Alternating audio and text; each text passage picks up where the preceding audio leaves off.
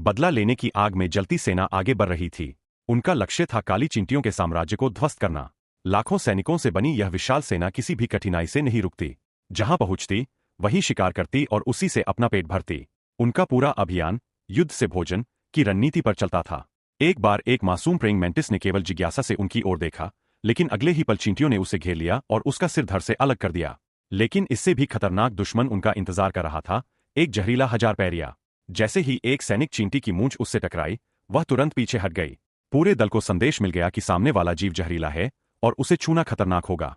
कोई दूसरा जानवर होता तो शायद रास्ता बदल लेता, लेकिन सेना चींटियां अलग थीं।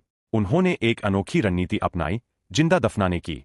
मजदूर चींटियां मिट्टी और छोटे छोटे कण लाकर हजार पैरिये पर डालने लगीं। कुछ ही मिनटों में वह पूरी तरह मिट्टी के नीचे दब गया। खतरा खत्म होते ही सेना फिर आगे बढ़ चली। सेना चींटियां अफ्रीका की सबसे खौफनाक जीवित सेनाओं में गिनी जाती है। उनका कोई स्थायी घर नहीं होता, पूरा झुंड ही उनका चलता फिरता किला होता है। जहां से गुजरती है वहां का पारिस्थितिक तंत्र हिल जाता है।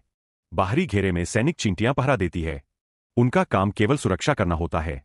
अंदर मजदूर चींटियां भोजन ढोती है और बच्चों की रक्षा करती है। लगभग 100 मीटर लंबी इस सेना में एक छोर से दूसरे छोर तक दौड़ने में 45 मिनट लग सकते हैं। उनकी एकता और संगठन अद्भुत है।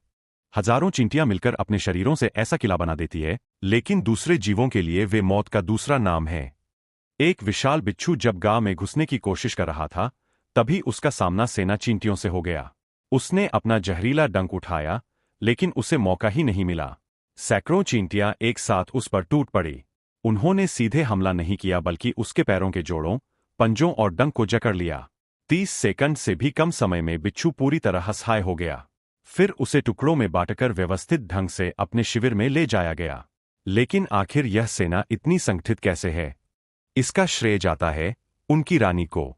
यदि इंसानों से तुलना करें तो वह एक साथ चाणक्य, चंद्रगुप्त और महान सेनापतियों जैसी रणनीतिकार है। हर चींटी लगातार जानकारी साझा करती रहती है। अकेली चींटी ज्यादा बुद्धिमान नहीं होती, लेकिन लाखों चींटियों का जुड़ा हुआ नेटवर्क सामूहिक बुद्धिमत्ता पैदा कर देता है। रानी पूरे झुंड से मिलने वाली जानकारी को एकत्रित करती है और सबसे सही निर्णय पूरे समूह तक पहुंचाती है। मानो पूरी कॉलोनी का दिमाग एक साथ काम कर रहा हो।